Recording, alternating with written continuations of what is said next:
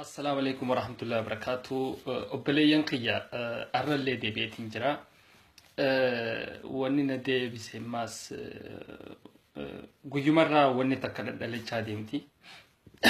سو خنافو أرانتنا أبليس خينيا فيسا ليلي سادا ريو دي جانيرو خيستي يوخانون بي برازيل خيستي لما فا بهجرة لما فا بهوران خنخي Oromo Protestanti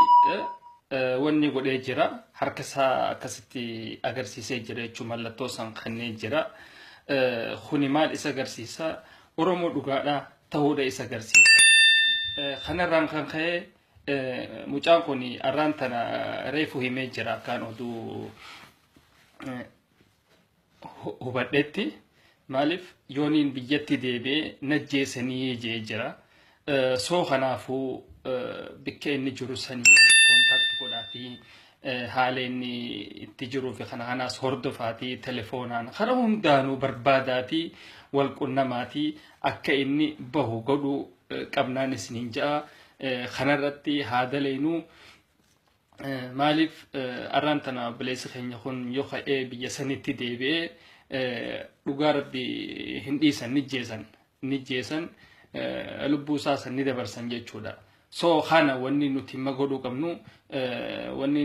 Oromoon hogga biyya takkarraa dhuftee bikka takka hogga isiin wanni taate haalli kun hundi nuti jijjiirama afaan kunis itti haaree ta'a. So kanaafuu obboleessa keenya kana daddafnee haadha qabnuun sinjaa itis emergency dha